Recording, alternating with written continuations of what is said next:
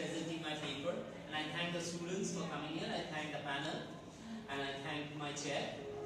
So, well, my paper is the epistemic closure of the ontological coordinates of Godard's Lear and Kurosawa's Run. The grip of mimesis cannot define the adaptation of Shakespeare's King Lear by Godard or Kurosawa. The epistemic violence of Godard's Lear provides diegetically a story with a mass of images, texts, voices without logical sequence. Godard has his own autonomous aesthetic sphere that encrypted the code of cultural ethos, where art and history are separated from the spatio-temporal plane. What is derived from the play's text are only few characters vaguely associated with those of Shakespeare, and some non-hegemonized speeches, totally out of context, yet forming the subtext of the conceptual baggage of the film. On the other hand, Kurosawa's Run makes a circuitous journey from allocated encoding of inheritance of power to collocated decoding of the anxiety of the post-Hiroshima age. In Shakespeare's King Lear, the dissolving binaries between order and disorder is presented in the subtext of the natural and unnatural. With Kurosawa's Run, this becomes the text, as the word Run etymologically means, in Japanese for chaos, it could well mean madness, Lear's madness. Now, if we see individual films separately, let's take Godard's Lear first. Very interestingly, Godard's Lear has no mythos plotline. Now, you must know that this is a nouvelle vague. Godard is a French director from the nouvelle vague. He is shooting with a handheld camera. He takes on the story of King Lear not as a dependence. He has rather, to use the Guittarist term, he has a rather rhizomatic relationship with that of the Shakespeare's King Lear, with that of the play of Shakespeare's King Lear. Now, what we see in this movie is very interesting. We don't see a kind of pattern followed by story one after the other. There is no chronology there. The story lacks a chronological hegemony. There is an epistemic violence in the very picturization and the photography of the entire series. The entire film is rather a metonymic presentation of Shakespeare's King Lear. Now, Godard's cinematic dialogism is, to use Bakhtinian term, Michael Bakhtin used two very interesting terms. One is heteroglossia. Let us first talk a little about what is heteroglossia. Multiple voices inside a narrative language, right? So, here we see that not one, but the speeches converge in a vertices, creating a matrix for us. And those different characters are speaking different dialogues together. Neither one is answering the other. They are both speaking into different trend in a same time and space. Now, the character here, for instance, the father here is named William Shakespeare Jr. the Fifth. You can see by the name itself, it's quite unacceptable in the so-called traditional terminology. Shakespeare Jr. the Fifth, the main character, and the Lear here is called Professor Pluggy. His name is Professor Pluggy, and when Professor Pluggy is interacting with his only daughter, supposedly Cordelia, we see telexes coming from other two daughters, saying that I love you so much and this and that, whatever was there in original text of King Lear. Then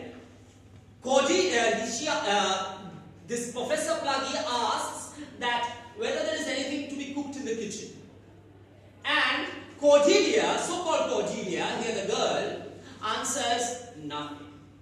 As if quoting the Shakespeare, but answering the question of the father, there is nothing in the kitchen. And he's using the word nothing here in a very interesting way. He says no thing. He doesn't say nothing. He says no thing.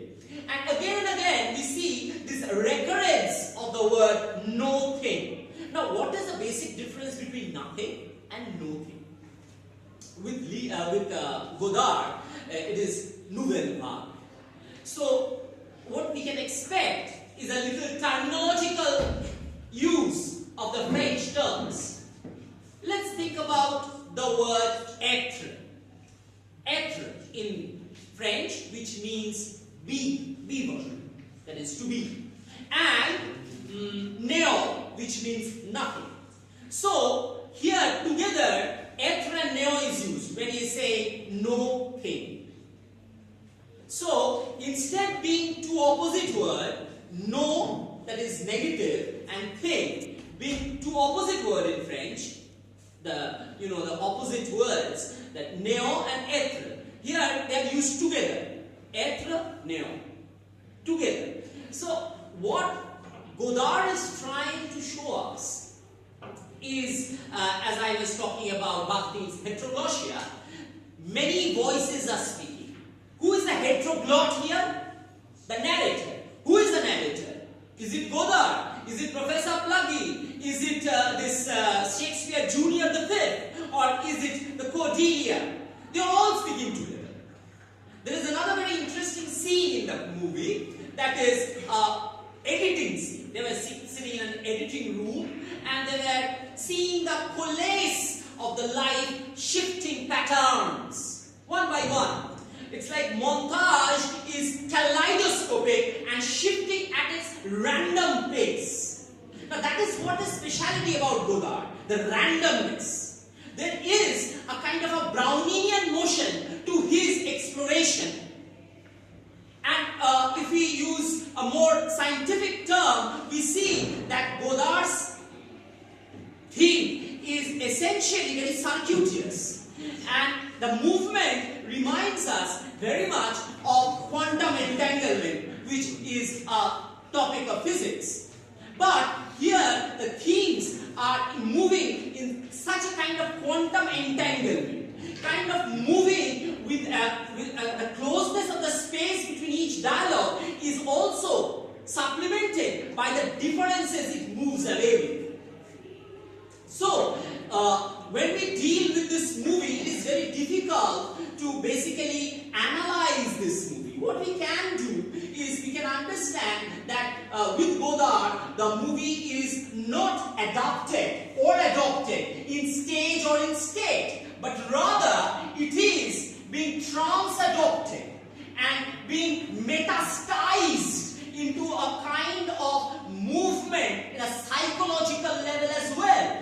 And there we see the dialogues being spoken in a kind of what we call Borromean knot, Lacan's Borromean knot, and we see that most of his dialogue are on the imaginary plane, and sometimes shift comes, and in order to find meaning, there is an interchange into the symbolic phase.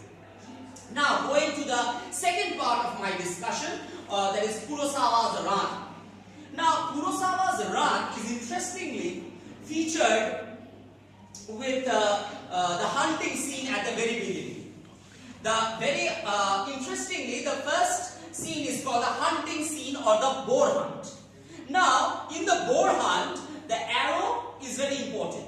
Arrow kills the boar. Now, who is killed and who is the hunter?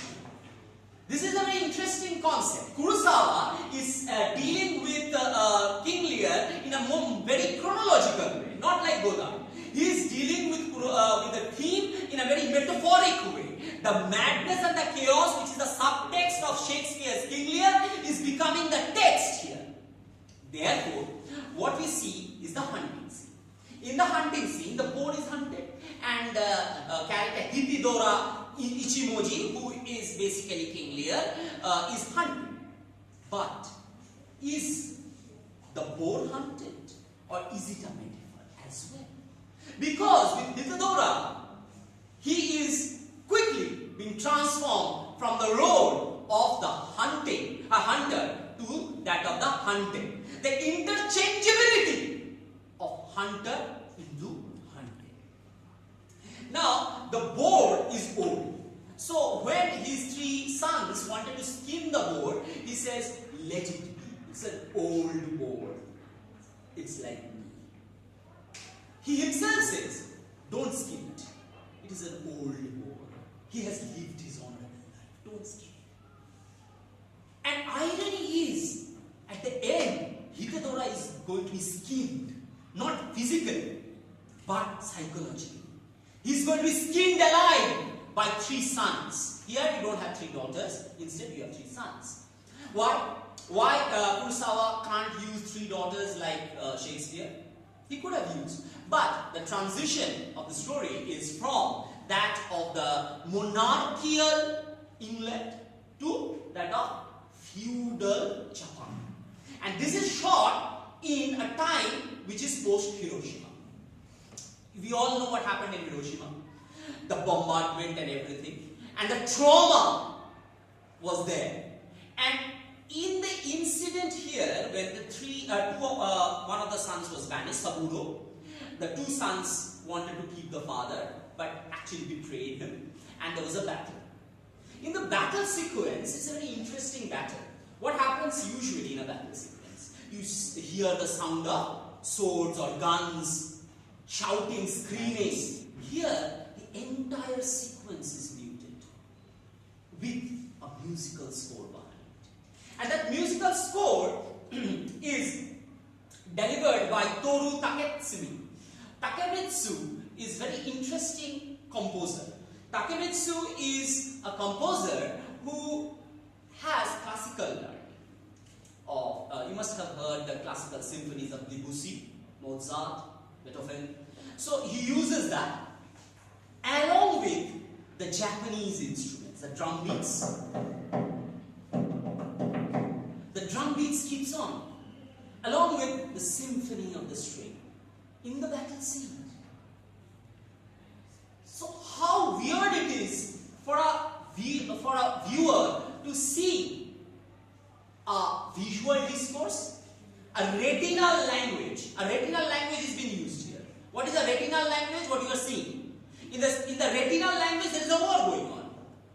And in an auditory discourse, there is the classical music with trumpets. Trumpets, small, soft sounds, producing a kind of eeriness, an eerie silence. Now, that is in the 1 hour, 1 minute, 31 second of the movie. Unfortunately, I couldn't bring the movie, so fine. Next is interestingly the character here, which was novel. It was not there in Shakespeare. It was here. Lady Qaeda. Lady Qaeda was the wife of the 2nd son of King Lear, who becomes more like Lady Macbeth. As we see the violence, the ontological violence. Hithidora, when he was a king, he came and removed the entire family of Qaeda, and after defeating his father, he gets his 2nd son to marry this girl, Lady Qaeda. But Lady Qaeda has her revenge. He gets the 2 sons against each other. He makes Lear out of the house. So she here becomes very much of a cultural phallus. And that's why the word S and HE can be used here in a Lacanian term. So instead of being the woman, she becomes the cultural phallus of our society.